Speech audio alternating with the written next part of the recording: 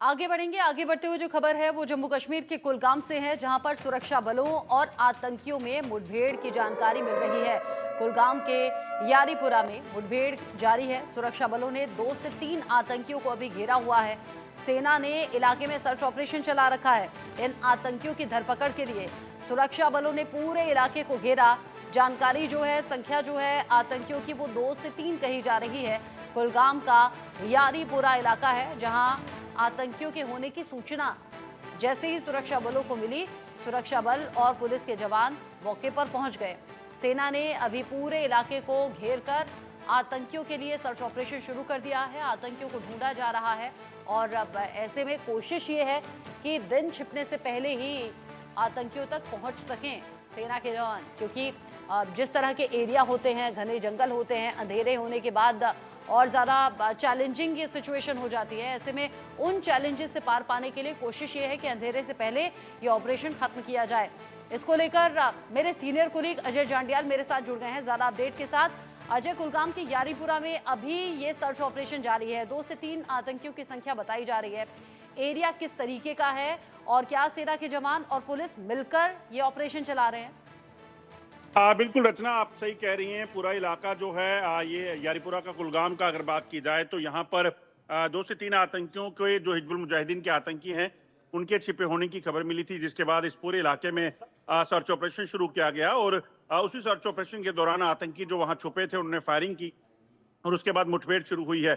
अगर आप देखें तो पिछले जो 1-2 सप्ताह में जो है वो 10 के करीब मुठभेड़ें जम्मू कश्मीर में हुई हैं, जिसमें 10 से ज्यादा आतंकी जो है वो मारे गए हैं और सिलसिला लगातार जारी है।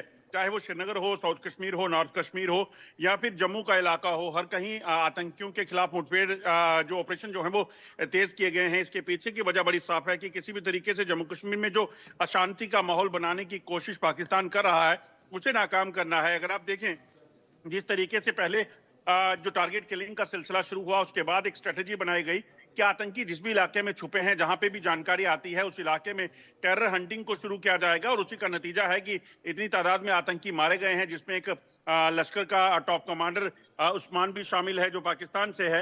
और वहीं अगर बात की जाए तो जो जो सूत्र बता रहे हैं उसके मुताबिक लगभग 100 से ज्यादा आतंकी इस वक्त जम्मू कश्मीर में सक्रिय हैं और इन आतंकियों को मार गिराने के लिए कवायद जो है वो तेज की गई है, क्योंकि ज्यादातर आतंकी जो जम्मू कश्मीर में इस वक्त मौजूद हैं वो पाकिस्तानी आतंकी हैं। दरअसल पाकिस्तान ने इन्हें खासतौर पर जम्मू कश्मीर में भेजा है ताकि जम्मू कश्मीर में आतंकी गतिविधियों को तेज किया जा सके और आतंकियों की रिक्रूटमेंट जो है उसको तेज किया जा सके।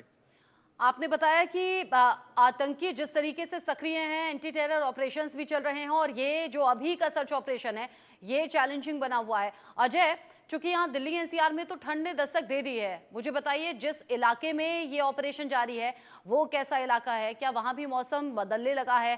क्या सर्दी की शुरुआत हो गई है? क्योंकि दिन अब जल्दी छिपेगा, क्या कोहरा और धुंध भी दिखने लगे हैं? ऐसे में ये ऑपरेशन वक्त से पहले पूरा करना भी होगा और अगर अंधेरा होने के बाद ऑपरेशन चला तो चैलेंजिंग सिचुएशन रहेगी, अलग अलग चैलेंजेस रहेंगे। देखिए, बिल्कुल ये जो इलाका है, इस इलाके की अगर बात करें तो ये इलाका काफी चुनौती भरा है, क्योंकि घने जंगलों के आसपास के इलाके में इन आतंकियों को देखा गया। और दूसरी चीज की सर्दी की बात करें तो जम्मू कश्मीर में और खासतौर पे कश्मीर की बात की जाए तो वहां पर इस वक्त सर्दी जो है वो काफी बढ़ गई है और सुरक्षा बलों के लिए भी यकीनन जो है वो चुनौती भरा समय, वो इसलिए क्योंकि अगर ये आतंकी इस इलाके से भाग जाते हैं तो यकीनन इनको वापस जंगल में ढूंढना काफी चुनौती भरा हो जाता है। तो उसी के मद्देनजर जो है ऑपरेशन को एहतियातन इस तरीके से चलाया जा रहा है कि जल्द से जल्द अंधेरा होने से पहले इन आतंकियों को जो है वो मार गिराया जा सके।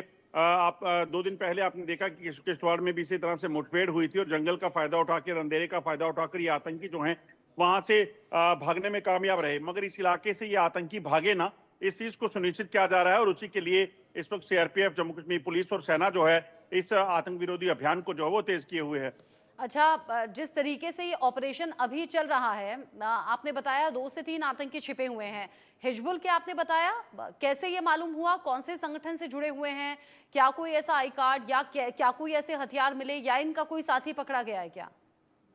देखिए, अब रचना, जब भी सुरक्षा बल कहीं ऑपरेशन के लिए जाते हैं, जब उनको इनपुट मिलता है तो उसमें स्पेसिफिकली ये पता होता है कि वहां पर किस तंजीम के कितने आतंकी और कौन कौन आतंकी जो हैं ये जो है उनकी जो टेक्निकल एनालिसिस और उसके साथ साथ ह्यूमन इंटेलिजेंस जो जिसका इस्तेमाल जो है ये सुरक्षा बल करते हैं, ये उसका नतीजा है। और उसी में इन चीजों में साफ हो पाता है कि आतंकी जो हैं वो कितने हैं, कहाँ छुपे हैं, किस तरह की वेशभूषा, किस तरह के हथियार जो है इनके पास हैं।